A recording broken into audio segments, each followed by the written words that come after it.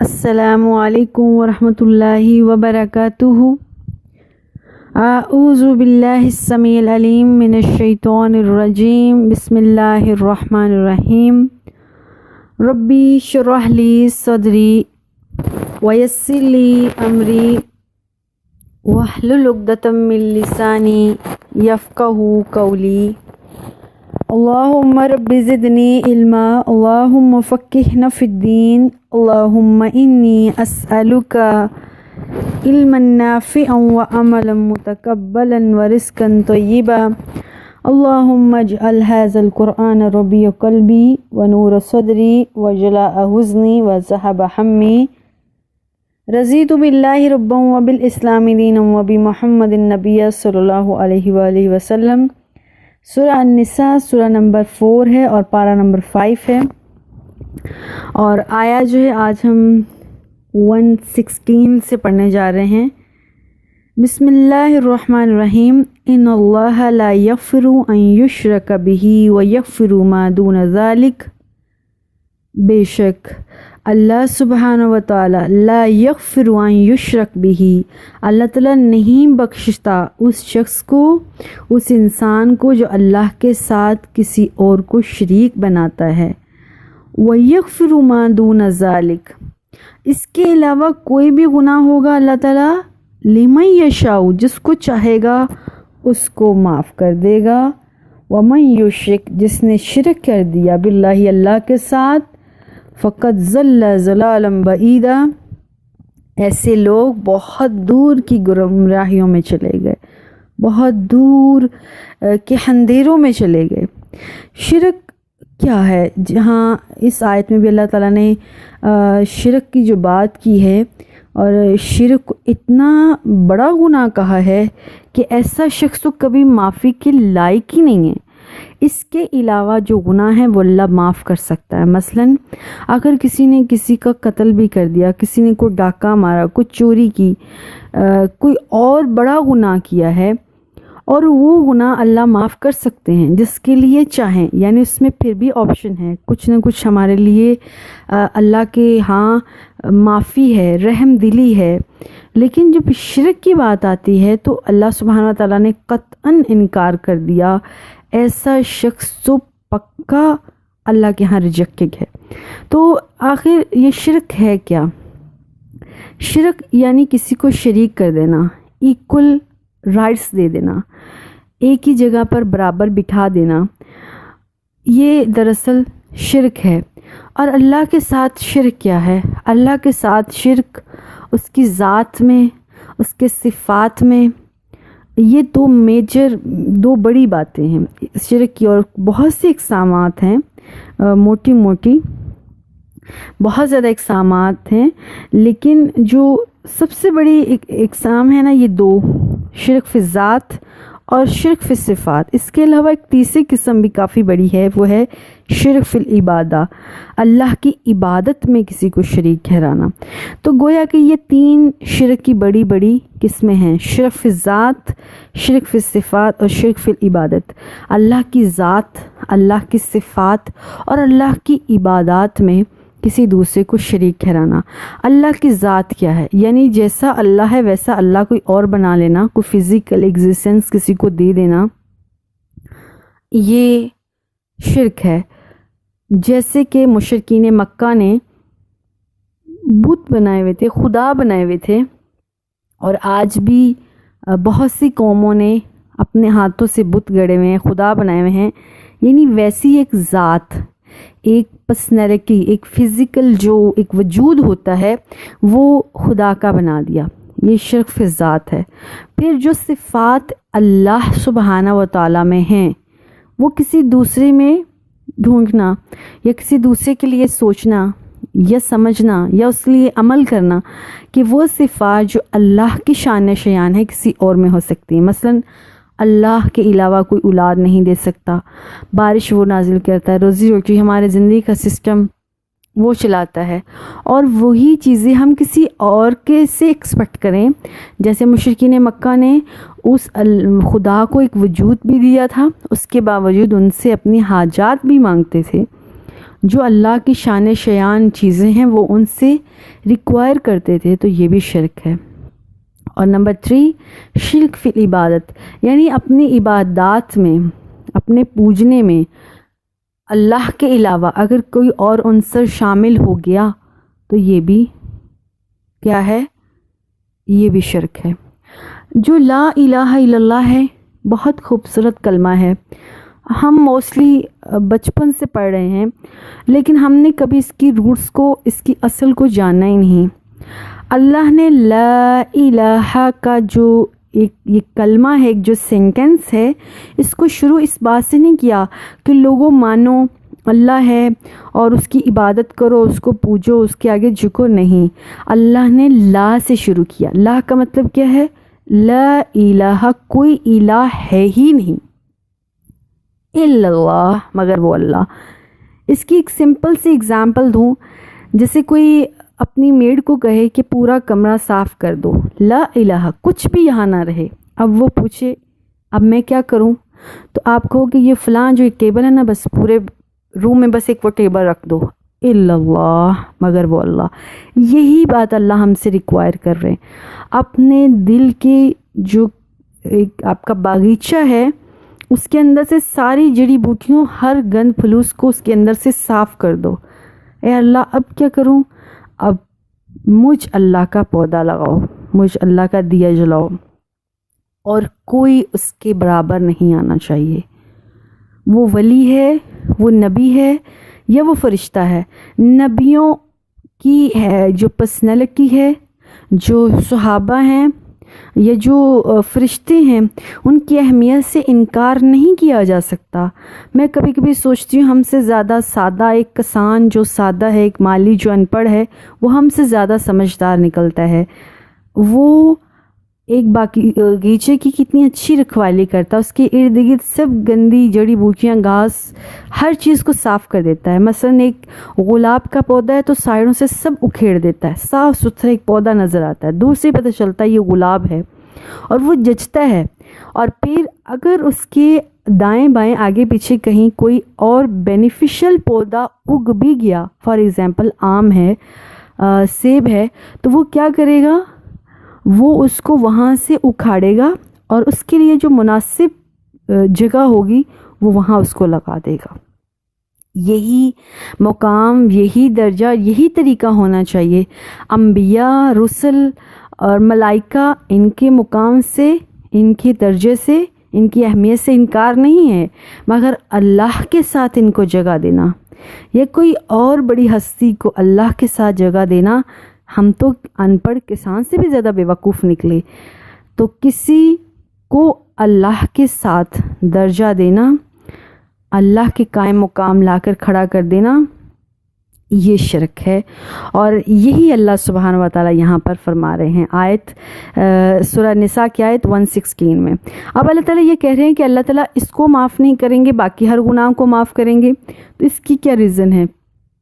اس کی حکمت یہ ہے کہ جب کوئی شخص شرک کر لیتا ہے، گویا اس نے اللہ کی ذات کو ریجیکٹ کر دیا، اللہ کی ذات کو مانا ہی نہیں، اللہ کو تو اس کو پتہ ہی نہیں، تو اب اللہ تعالیٰ اس کو معاف ہی نہیں کرے گا، یعنی اس کی ذات کو ہی نہیں مانا، تو اللہ تعالیٰ اس کو نہیں معاف کریں گے۔ لیکن جب کوئی شخص گناہ کرتا ہے لیکن شرک نہیں کرتا ہے، شرک نہیں کرتا، بس گناہ گار ہوتا ہے، تو اللہ کہتا ہے میں چاہوں تو اس کو معاف کر سکتا ہوں۔ وائی؟ اس لیے کیونکہ گناہ کے بعد اس کو یہ تو امید ہے میرا اللہ ہے۔ وہ گناہ کے بعد اگر سوری کے لیے، اپولوجائز کے لیے، اور اگر کسی کے سامنے جھکے گا تو اللہ کے سامنے ضرور جھکے گا۔ اس نے اللہ کی ہستی کو نہیں مٹایا، اپنے آپ پہ ظلم کیا، گناہ گار ہوا، لیکن پھر اتنے گناہوں کے باوجود بھی، اتنی مسٹیکس کے باوجود بھی اس نے واپس اس اللہ ہی کے پاس جانا ہے۔ لیکن دوسری طرف جو شرک کرتا ہے وہ واپس تو اللہ کے پاس جا ہی نہیں رہا، اس کو تو اللہ کی حیثیت کا، اللہ کی ذات کا، اللہ کی مرتبے کا، اللہ کی صفات کا ٹوٹلی انکار ہے، تو اللہ تعالیٰ اس کو کیسے معاف کرے گا؟ یہاں ایک گناہ گار گناہ کے بعد اللہ کے سامنے رجوع کرتا ہے، اللہ بھی بڑے فخر سے، بڑی شان سے، اللہ کی شان اونچی ہو جاتی ہے۔ سورہ یاسین میں اللہ تعالیٰ کہتے ہیں کہ ہر صبح جب کوئی لوگ دنیا والے اللہ سے مانگتے ہیں، التجائیں کرتے ہیں، اللہ مجھے فلاں دے، میری فلاں حاجت کو پورا کر، تو اللہ کہتے ہیں میری شان اور میرے مرتبے میں اضافہ ہوتا ہے۔ تو وہاں تو اللہ کی شان کو شرک کرنے والا ٹوٹلی مان ہی نہیں رہا، اللہ کی ذات کو بھی نہیں مانا، تو اللہ کی شان کو کہاں مانے گا؟ اور یہاں گنہگار سزا بھگتنے والا انسان کم از کم اللہ کی ذات کو مان رہا ہے، اللہ کی شان کو مان رہا ہے، اللہ کے وجود کو مان رہا ہے۔ اس لیے اللہ تعالیٰ کہہ رہے ہیں کہ میں نے شرک کرنے والوں کو نہیں معاف کرنا ہے، باقی ہر شخص کو معاف کر دینا ہے۔ تو اللہ سے دعا ہے کہ اللہ تعالیٰ ہمیں صحیح عقیدے کی طرف لے کے چلے۔ کہیں ہم بھی آج مشرکین مکہ کے عقائد پر تو نہیں چل پڑے، انہوں نے فزیکلی دیوی دیوتا بنائے ہوئے تھے، ہم نے بھی تو کہیں کسی نہ کسی طور پر کسی اور راہ پر تو نہیں چل پڑے۔ ہمیں اپنی راہ کو سیدھا کرنا ہوگا تاکہ کہیں ایسا نہ ہو اتنے اعمال کے باوجود ہم اللہ کی رحمت سے ہاتھ دھو بیٹھیں اور اس کی جو رحمت ہے، جو شفقت کی نگاہ ہے، وہ ہمارے اوپر نہ آئے۔ اللہم لا اجعلنا منہم، اللہم اہدنا الصراط المستقیم۔ آیت 117 ہے، ان یدعون من دونہ الا اناسا، یہ جو مشرکین ہیں نا، یہ اللہ کو چھوڑ کر بہت سے دیوی دیوتوں کو پکارتے ہیں۔ الا اناسا یدعون الا شیطان، وہ جن کو بھی پکار رہے ہیں، جن دیوی دیوتوں کو پکار رہے ہیں وہ زیادہ تر فیمیلز ہوتے ہیں، اور وہ جن کو بھی پکارتے ہیں وہ سارے شیطان ہیں، اور وہ سارے شیطان کے چیلے ہیں جن کو یہ اصل میں پکار رہے ہیں۔ لعنہ اللہ، ایسے لوگوں پر اللہ کی لعنت ہے۔ وقال لاتخذن من عبادک نصیبا مفروضا، اور جس نے اللہ سے کہا تھا وہ شیطان پر لعنت ہے، جو ابلیس ہے، جو سارے لوگوں کو غلط راستے کی طرف لے کر جا رہا ہے۔ اس نے ایک دفعہ جب وہ جنت سے نکالا جا رہا تھا، اللہ سے وعدہ کیا تھا، لَاتَّخِذَنَّ مِنْ عِبَادِكَ نَصِيبًا مَفْرُوضًا، میں تیرے بندوں میں سے ایک حصہ ضرور مقرر کروں گا، میں تیرے بندوں کو ضرور ورگلاؤں گا، ان کو فریب کی طرف لے کر چلوں گا۔ تو میں ان کو کیا بتاؤں گا؟ وَلَا أُضِلَّنَّهُمْ، میں ان کو ضرور گمراہ کروں گا، وَلَا أُمَنِّيَنَّهُمْ، میں لوگوں کو جھوٹی آرزوئیں دلاؤں گا، وَلَا آمُرَنَّهُمْ، میں لوگوں کو حکم دوں گا، وَلَا يُبَتِّكُنَّ آذَانَ الْأَنَامِ، وہ لوگوں کو میں ایسے ایسے ورگلاؤں گا کہ لوگ اپنے جانوروں کے کان پھاڑ ڈالیں گے، وَلَا آمُرَنَّهُمْ، میں ان کو ایسے ایسے حکم دوں گا، ایسے ایسے ان کی ٹریننگ کروں گا، فَلَا يُغَيِّرُنَّ خَلْقَ اللَّهِ، وہ اللہ کی تخلیق کو ہی بدل ڈالیں گے۔ وَمَن يَتَّخِذِ الشَّيْطَانَ وَلِيًّا مِن دُونِ اللَّهِ، جس شخص نے اللہ کو چھوڑ کر شیطان کو اپنا ولی مان لیا، اپنا سرپرست مان لیا، فقط خسر خسرانا مبینہ، ایسا شخص بہت دور کی گمراہی میں چلا گیا، بہت بڑے فریب میں مبتلا ہو گیا۔ اللہم لا اجعلنا منہم، اے اللہ ہمیں، اللہم اہدنا الصراط المستقیم، سیدھے راستے کی ہدایت دے، ہمیں عروۃ الوثقی پکڑنے کی توفیق دے، اور اللہ تعالی ہمیں اعوذ باللہ من الشیطان الرجیم، شیطان کی شر سے بچا لے، آمین۔ جھوٹی آرزوئیں، جھوٹے وعدے، یہ شیطان کی کوئی آج کی چال نہیں ہے، یہ تو انبیاء کی اولاد تک اس شیطان نے کسی کو نہیں چھوڑا۔ سب سے پہلے ہمارے بڑے ابا آدم اور حوا کو جنت سے نکال دیا، پھسلا دیا، اور ان کو برہنہ کر دیا، بے آبرو کر دیا۔ اس کے بعد ہر آدم اور حوا کے بچے کو بے آبرو کرنے کے پیچھے پڑا ہوا ہے، اور یہاں تک کہ انبیاء کے جو اولاد تھی، جو اللہ کے چہیتے اور جو پیارے تھے، ان کو بھی اس نے جھوٹی آرزوئیں، غلط عقائد خوبصورت بنا کر پیش کیے۔ وہ لوگ جو انبیاء کے اولادیں تھیں، جن کو اللہ تعالیٰ بنی اسرائیل چہیتے کہتے تھے، ان لوگوں نے گائے کی پوجا شروع کر دی، ان لوگوں نے اللہ کے علاوہ اور راستے تلاش شروع کر دیے، اور شیطان نے لوگوں کو اتنے اپنے فریب اور مکر کے جال میں پھنسایا، لوگ عیش و عشرت کی زندگی میں ڈوب کر آخرت کو بھول گئے، اور عرب کے بارے میں بڑا ایک ان کی جو رسم و رواج ہے، بہت سی سورہ المائدہ میں ہم تفصیل سے ویسے پڑھیں گے، بری قسم کی، عجیب قسم کے ان کے اندر رسم و رواج تھے۔ وہ کیا کرتے تھے، یہ صرف شیطان کے کان میں ڈالتا تھا، جبکہ اللہ سبحانہ وتعالیٰ نے ایسا کوئی حکم نہیں دیا تھا۔ جب کوئی اونٹنی 10 بچے پیدا کر لیتی تھی تو اس کو، اور اگر کوئی سی اونٹ سے 10 بچے پیدا ہو چکے ہوتے تھے اس کو، اور بعض اوقات پیدا ہوتے ہی کسی ایک بچے کو، اونٹ یا اونٹنی کو، وہ کیا کرتے تھے، اس کے کان پھاڑ دیتے تھے، ایک نشان لگا دیتے تھے کہ اب اس سے کوئی بوجھ نہیں اٹھایا جائے گا، اس سے کوئی کام نہیں لیا جائے گا، اس کو بس عزت احترام سے اس کو پالا جائے گا، اور اس سے کوئی کام لیا جائے گا تو وہ کام حرام ہو جائے گا۔ اور وہ جو نشانی لگاتے تھے کان کو پھاڑ کر، چیر کر، اس کا مقصد یہ ہوتا تھا جب یہ جوان ہو جائے گا، بڑا ہو جائے گا، تو اس کو کسی دیوی دیوتا کے آستان پر، اس کے سامنے اس کے نام پر ذبح کر دیا جائے گا۔ اس طرح سے وہ سمجھتے تھے ہمارے جھوٹے خدا خوش ہو رہے ہیں۔ تو جھوٹے خدا نہیں، دراصل شیطان اس وقت خوش ہوتا تھا کہ دیکھو میں نے ان کو کس طرح سے ورگلایا، انہوں نے اللہ کو چھوڑ کر، جس اللہ نے پیدا کیا تھا، جس اللہ نے ان کو سیدھی راہ دکھائی تھی، ان کو چھوڑ کر شیطان کے راستوں پر مجھے خوش کیا۔ اور یہی نہیں، اس شیطان نے لوگوں کے دماغ میں ایسے مکر و فریب، ایسے بہانے، ایسے سبز باغ دکھائے، وَلَآمُرَنَّهُمْ لَيُغَيِّرَنَّ خَلْقَ اللَّهِ، اس نے آدم کے بچوں کو ایسے سبز باغ دکھائے کہ انہوں نے اپنی خلقت کو چینج شروع کر دیا، وہ بہروپیے بن گئے، انہوں اپنی شکل و صورت پسند نہ آئی، انہیں اپنی وضاحت پسند نہیں آئی، انہوں نے اپنے اندر چینجنگز ڈالنا شروع کر دی۔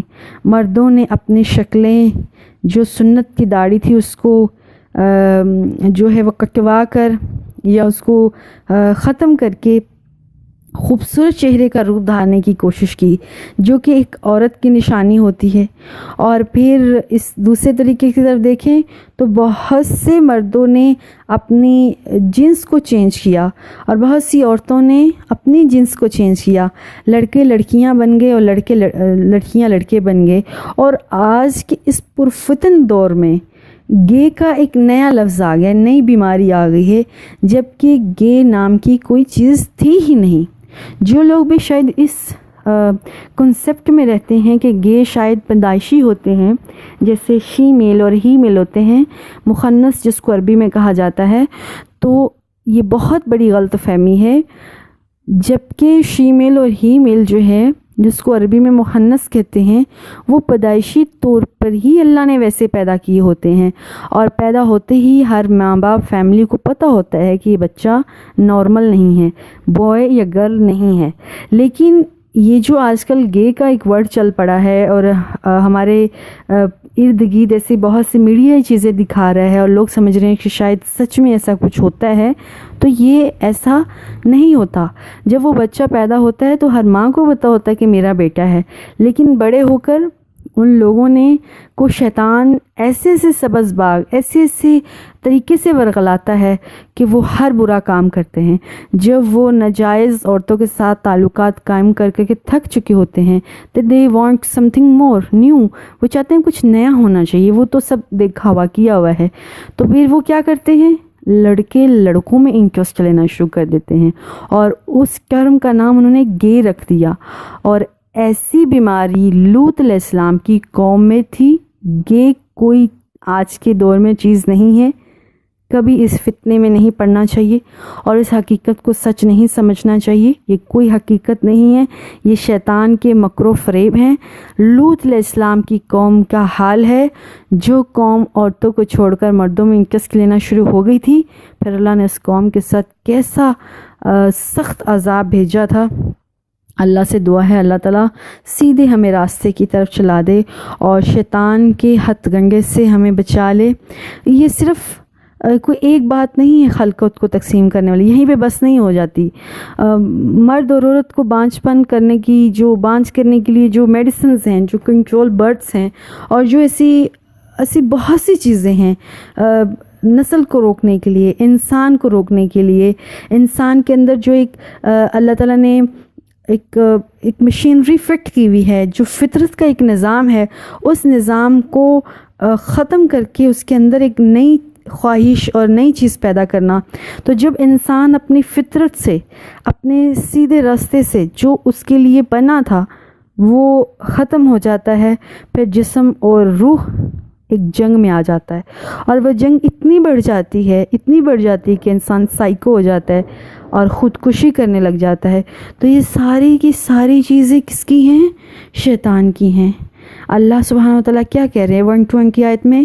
یعدہم، شیطان لوگوں کو وعدے دلاتا ہے، وَیُمَنِّیہم، اور ان کو امیدیں دلاتا ہے، وَمَا یعیدہم الشیطان إِلَّا غرورا، شیطان کا ہر وعدہ، ہر چال، ہر پڑھائی ہوئی پٹی دراصل ایک دھوکہ ہے، ایک فریب ہے، اور وہ لوگوں کو بے جا آرزوئیں دلاتا ہے، بے جا ان کی آنکھوں کے آگے ایسے چشمے لگاتا ہے کہ وہ اپنی موت تک کو بھول جاتے ہیں، اپنی زندگی کی پٹری تک کو بھول جاتے ہیں، اور وہ ساری زندگی اپنی ان خواہشات کی تکمیل کے لیے، اپنی ان امیدوں کے لیے، اپنے آپ کے ساتھ کیے گئے جھوٹے وعدوں کے لیے اس قدر دوڑ لگاتا ہے کہ ہر ناجائز اور جائز کو پیچھے چھوڑ دیتا ہے، اور ان آرزوؤں کی تکمیل کے لیے وہ ایسی دوڑ لگاتا ہے کہ بہت سے لوگوں کے سینوں کو کچل کے آگے نکل جاتا ہے، یہاں تک کہ اس کو یکدم موت آ لیتی ہے۔ اس کی وہ جو خواہشات کی لمبی فہرست تھی وہ وہیں رہ جاتی ہے، اور وہ جس نے اس کو وعدے دلائے تھے وہ پیچھے ہٹ جاتا ہے، وہ تو اس کا چال تھا، تو پھنس گیا، وہ سائیڈ پر ہو گیا۔ اب وہ کیا کرے گا؟ اس کے تھرو کیا ہوگا؟ 121 میں اللہ کہہ رہا ہے اولئک مأواہم الجہنم، ایسے لوگوں کا ٹھکانہ اب جہنم میں ہوگا، ولا یجدون عنہا محیصا، اس جہنم سے نکلنے کے لیے تو اب کوئی راہ نجات بھی نہیں ہوگی، وہ نکل نہیں پائیں گے، اور شیطان وہ سائڈ پر ہو جائے گا، اور اس دن کہے گا میں تو تجھے پہچانتا ہی نہیں ہوں، مجھے تو تمہارا پتہ ہی نہیں، اور انسان اس دلدل میں اس قدر پھنس چکا ہے کہ اس دلدل سے نکلنے کے لیے کوئی راستہ نہیں، کوئی جائے پناہ نہیں۔ ہاں، اللہ کی رحمت ابھی بھی ولولے جوش سے ولولا لے رہی ہے، اور ابھی بھی پرجوش ہے، پر امید ہے، اور ہمارے لیے امیدیں ہیں اس رحمت میں، اس کی ذات میں۔ وہ اللہ سبحانہ وتعالیٰ کیا کہہ رہے ہیں 122 میں؟ والذین آمنوا وعملوا الصالحات، مسلمانوں پریشان مت ہو، انسان، اے میرے بندو، اے آدم کے بچوں پریشان نہ ہو، ابھی بھی کوئی ایمان لے آئے، اللہ کو مان لے، وعملوا الصالحات، اور اچھے اعمال کر لے، سندخلہم جنات تجری، میں ایسے لوگوں کو ضرور جنت میں داخل کروں گا، تجری من تحتہا الانہار، جس کے نیچے نہریں بہہ رہی ہیں، خالدین فیہا ابدا، وہ اس جنت میں ہمیشہ رہیں گے، وعد اللہ حقا، یہی اللہ کا صحیح وعدہ ہے۔ اللہم اجعلنا منہم، اللہم انی اسألک الجنۃ الفردوس، اللہم انی اتوب الیک منہا لا ارجو علیہا بدا، اللہم مغفرتک اوسع من ذنوبی ورحمتک ارجع عندی من عملی، اے اللہ تیری رحمت ہمارے گناہوں سے کہیں بڑھ کر ہے، ہم تم سے توبہ کرتے ہیں، ہم دوبارہ شیطان کے راستوں پہ نہیں جائیں گے، ہم اپنی پوری کوشش کریں گے، اے اللہ تو ہمیں معاف کر دے، ہمیں بخش دے، اور اپنی رحمت میں داخل کر لے۔ وعد اللہ حق کا، آمین، اللہ کا وعدہ سچا ہے، ومن اصدق من اللہ قیلا، اللہ سے زیادہ وعدوں میں سچا اور ہو سکتا ہے؟ کوئی بھی نہیں ہو سکتا۔ 123 آیت ہے، لیس بامانیکم وعلی امانی اہل الکتاب، نجات کا جو دار و مدار ہے وہ تمہاری آرزوؤں پر نہیں ہوگا، اور نہ ہی اہل کتاب کی آرزوؤں پر ہے۔ ہم بھی کچھ بھی وش کر لیں، وش کرنے سے تو کچھ نہیں ہونے والا جب تک ہم اس کو پریکٹیکلی عمل نہیں کریں گے۔ تو اللہ کہہ رہا ہے صرف آرزو کر لینے سے کوئی نجات نہیں پا لیتا ہے، من یعمل سوءا یجزا بہ، بلکہ جو ہم عمل کریں گے اس عمل کی بنا پر سزا اور جزا ہوگی، اور جو برا عمل کرے گا اس کو اس کی سزا مل جائے گی۔ ولا یجد لہ من دون اللہ ولیا ولا نصیرا، اللہ سبحانہ و تعالیٰ کے علاوہ کوئی کسی کا حامی اور ناصر نہیں ہوگا۔ وَمَن يَعْمَلْ مِنَ الصَّالِحَاتِ، ہاں جو اچھے عمل کرے گا، من ذکرن وہ مردوں میں سے ہوگا، او انثیٰ یہ عورتوں میں سے ہوگا، وَهُوَ مُؤْمِنٌ اگر وہ مومن ہے، اگر وہ ایمان والا ہے۔ ایمان ہونا شرط ہے، مرد اور عورت کی اللہ کے ہاں کوئی تخصیص نہیں، صرف اگر شرط ہے تو ایمان۔ يَدْخُلُونَ الْجَنَّةَ وَلَا يُظْلَمُونَ نَقِيرًا، ایسے لوگوں کو اللہ جنت میں داخل کرے گا اور نکیر کے برابر، ذرہ کے برابر بھی اللہ ان کے حق تلفی نہیں کرے گا۔